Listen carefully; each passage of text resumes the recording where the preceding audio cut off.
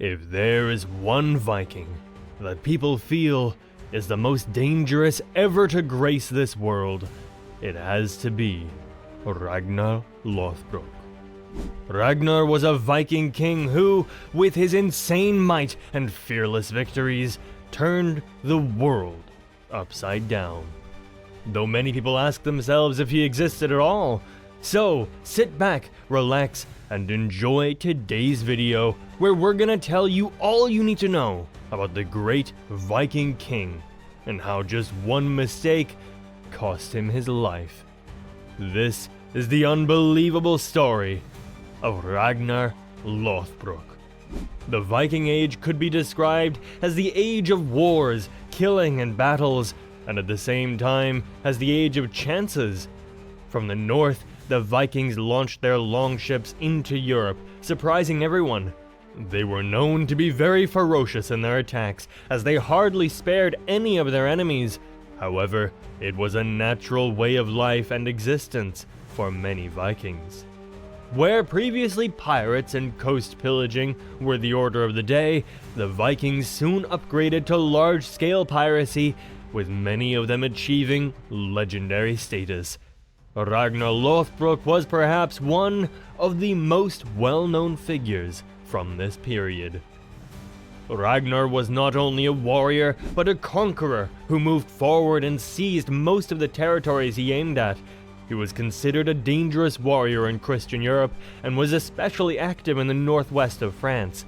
He is also remembered in many records as a great Viking of Sweden and Denmark, leading his armies to victory in Britain and other parts of Western Europe. For years, Ragnar and his sons spread fear across Europe, leaving a lasting mark on history. As one historian put it, Ragnar was not just a man, but a force that shook the foundations of Europe. Although Ragnar Lodbrok had a fearsome reputation as a ruthless warrior, he was more than just a fighter. He was also a skilled tradesman.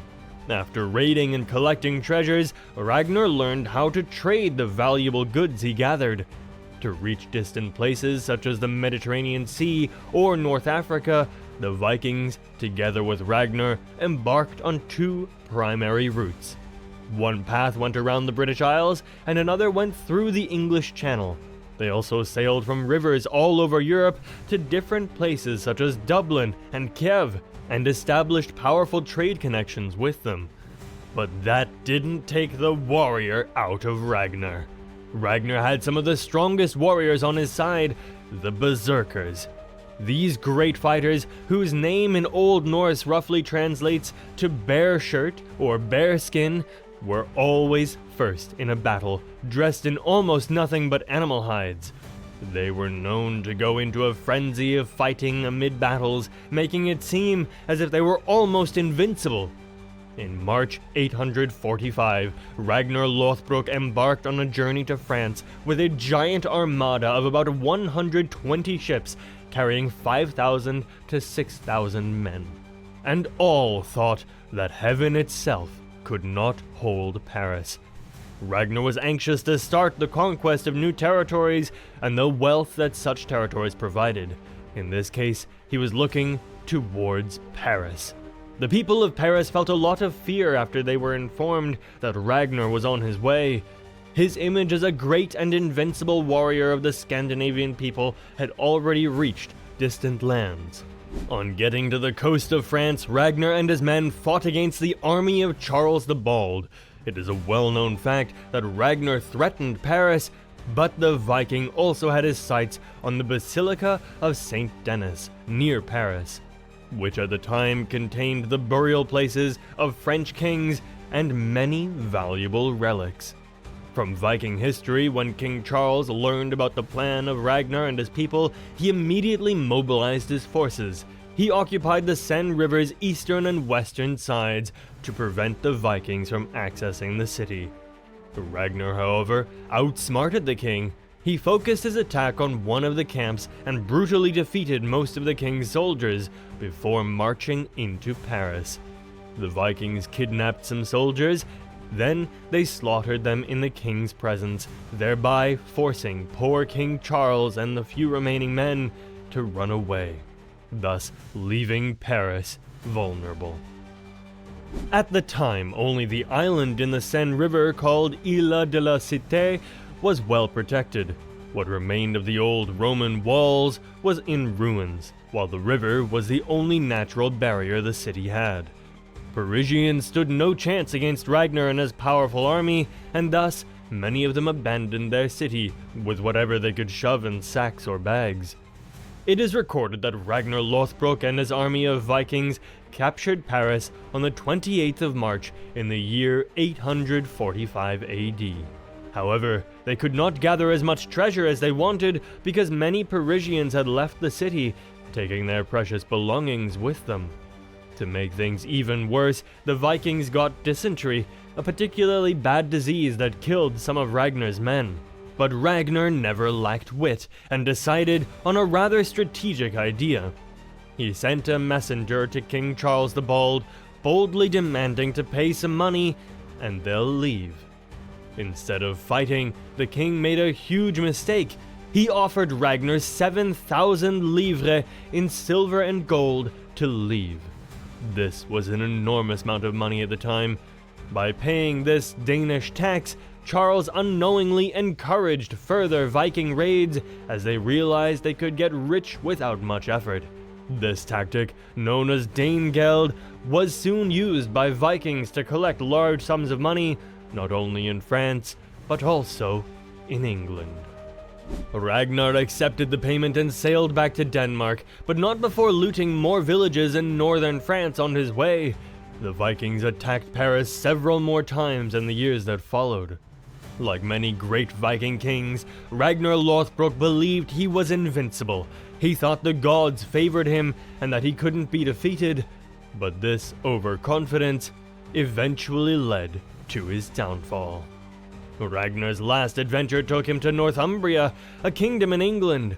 He claimed he could conquer the entire country with only 2 ships, even though his sons had already been successful in battle.